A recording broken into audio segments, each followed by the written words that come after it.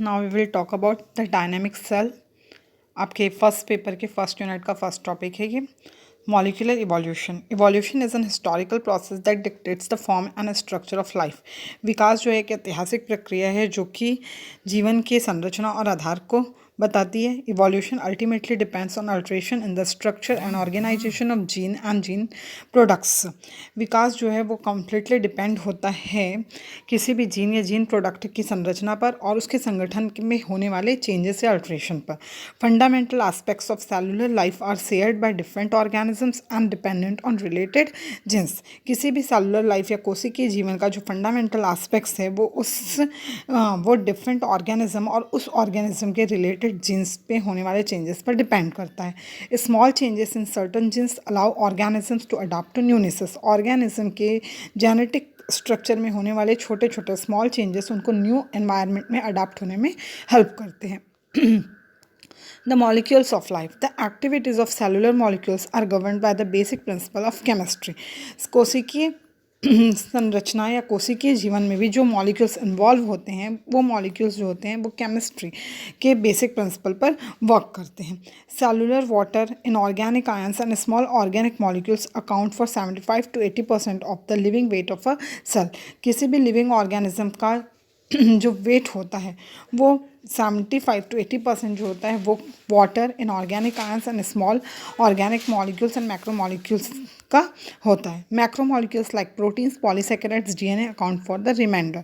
और मैक्रोमॉलिक्यूल्स जो मेजरली किसी भी सेलुलर लाइफ में या लिविंग ऑर्गेनिज्म में प्रेजेंट होते हैं वो हैं proteins, polysaccharides and DNA.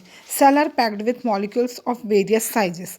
Cell में जो present micro and macro molecules होते हैं वो वेरियस साइजेस के होते हैं, जिसमें सबसे स्मॉलेस्ट यूनिट है messenger RNA, after that DNA, then ribosome and after that cell wall. Cell wall में आप कंप्लीट स्ट्रक्चर पढ़ते हैं प्लाज्मा मेम्ब्रेन, जिसमें outer membrane and inner membrane भी इन्वॉल्व होता है।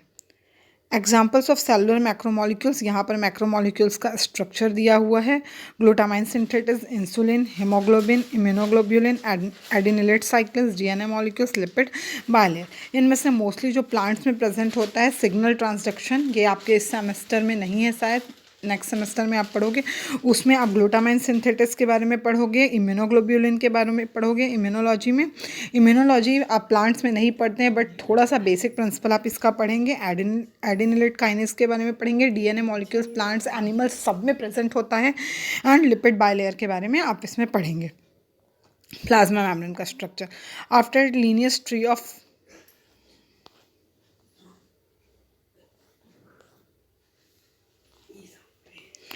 Of life on earth. यहाँ पर आप देख लीजिए जो ऑरेंज बॉक्स है, present common progenitor of all extant organism. Earth में प्रेजेंट जितने भी प्रेजेंट ऑर्गेनिज्म हैं उनका एक्सटेंट यहाँ से हुआ है। Present common progenitor of archaebacteria and eukaryotes, जो ब्लू बॉक्स है वो उनका ओरिजिन दिखा रहा है।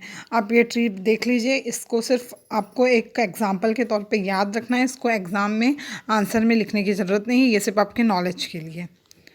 The plasma membrane separates the cell from the environment. Plasma membrane किस तरह से सेल एंड एनवायरनमेंट को सेपरेट रखता है ये हम पढ़ रहे हैं। The fundamental structure of all cell membrane is the lipid bilayer. जितने भी टाइप के सेल मेम्ब्रेन, चाहे वो इम्परमिएबल हो, सेमी परमिएबल हो या परमिएबल सेल मेम्ब्रेन हो, वो लिपिड बायलेयर का बना होता है। आप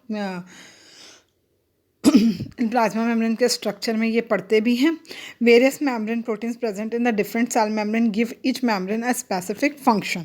लिपिड बायलेयर के साथ में प्लाज्मा मेम्ब्रेन में प्रोटीन की भी लेयर पाई जाती है और different type of proteins different type of specific functions cell membrane में करते हैं।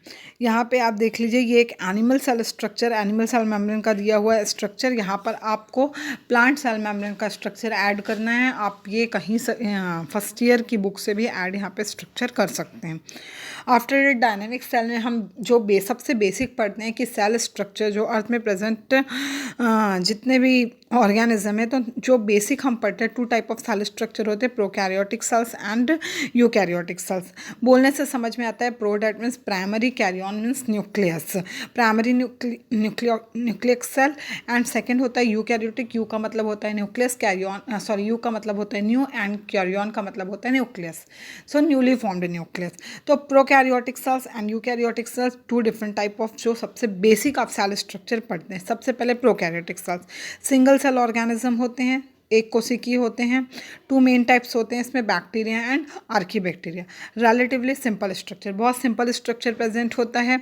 यूकैरियोटिक सेल के बारे में हम पढ़ते हैं तो they can be single cell और मल्टी सेलुलर ऑर्गेनिज्म। ये सिंगल सेलुलर ऑर्गेनिज्म भी हो सकते हैं एंड मल्टी सेलुलर मतलब एक कोशिकीय भी हो सकते हैं और बहुकोशिकीय भी हो सकते हैं, जिसके एग्जाम्पल हैं plants and animals. Structurally more complex than prokaryotic cells, क्योंकि इनमें well developed organ system present होता है।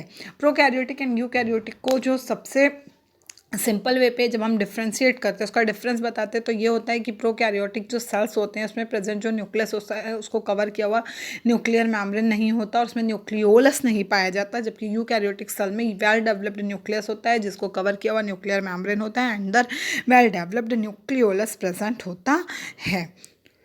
Eukaryotic DNA is packed into chromosomes, और यूकैरियोटिक डीएनए जो होते हैं वो क्रोमोसोम से पैक्ड होते हैं। Each chromosome is a single linear DNA molecule associated with proteins. Eukaryotic cell में प्रेजेंट होने वाले जो क्रोमोसोम होते हैं वो सिंगल लीनियर डीएनए मॉलिक्यूल होते हैं जो कि प्रोटीन्स के साथ एसोसिएटेड होते हैं।